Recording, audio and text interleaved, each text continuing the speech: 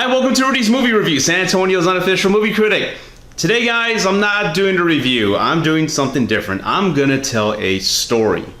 An interesting story I think you will love and appreciate. So, here we go. Back a couple years ago, I say 2014, I was working one of the Comic Cons in San Antonio, and I was assigned a celebrity named Eric Anderson. And I was like, Eric Anderson, who is this guy? I've never heard of this guy. So I did some research and I read up that he was best known for a role in Friday the 13th, the final chapter.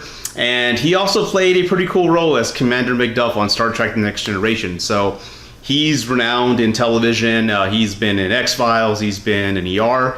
He's had a long career.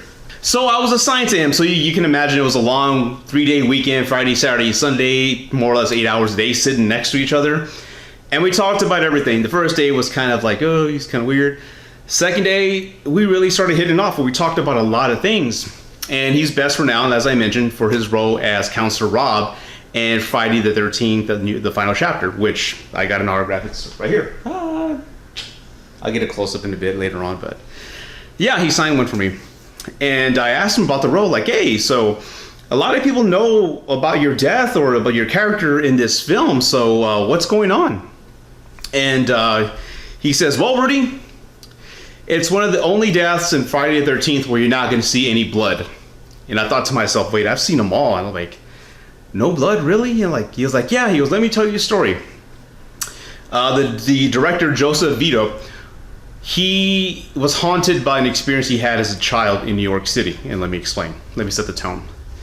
It was late one night. He was living in an apartment. He heard somebody in the alley crying, help me, he's killing me. God, someone help me.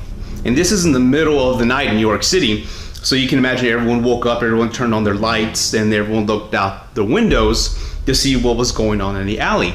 And it was dark, and you couldn't see anything. Everyone's like, did you see anything? No, it's a fucking prank, blah, blah, blah. Everyone started like, go back to bed. Everybody went back to bed thinking it was somebody drunk or somebody just playing a prank. The next morning, they find a dead body, which is directly near the director's home. And he said as a child that haunted him for the rest of his life. And I can relate because creativity for myself, the less I see, the more it haunts my mind. My imagination does all the work. And the director was saying in the 80s when they were doing all the deaths on Friday the 13th, this is the time in horror, the slasher genre, where each death had to be a little more extreme than the other. In the theaters at the time, people would clap every time they would see a cool death. Yeah, they'd all have a good time. So the deaths in each of these movies were important, and the audiences loved it. And the director says, you know what? I'm gonna go for their minds. I really want to give them something haunting. So the director approached Eric and said, you know what? I'm gonna do something different. We're gonna do this. For your death, we're gonna go ahead and shoot it in the basement. And it's gonna be dark. You're really not gonna know what's going on. And Jason's gonna be killing you, but the audience is not gonna see it. We're not gonna have any close-ups. It's just gonna be a dark, silhouetted environment, and we're just gonna see the body motions, no blood, and I want you to scream, help me, he's killing me. Oh my God, he's killing me. And Eric Anderson was like, well, what do you mean? I mean, is this gonna be effective? And the director gave him the backstory, and they go, oh, I know where you're going with, let's do this. They pulled it off, and I'll show the clip right here, so enjoy the clip.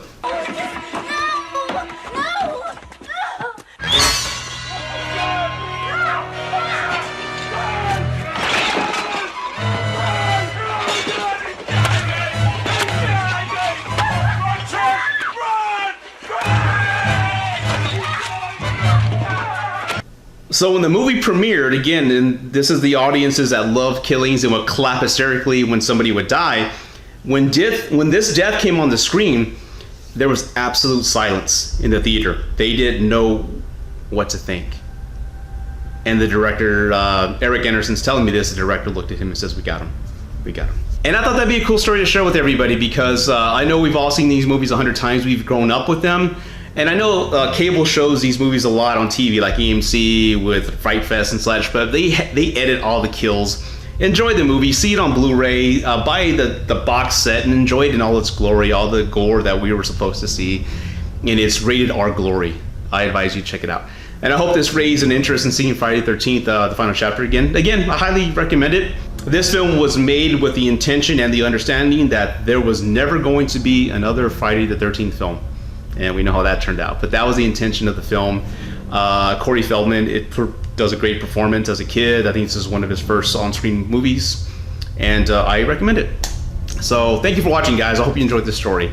And as always, thank you for watching Rudy's Movie Review, San Antonio's unofficial movie critic. Take care. God bless. Happy Halloween. And live long and prosper. Take care.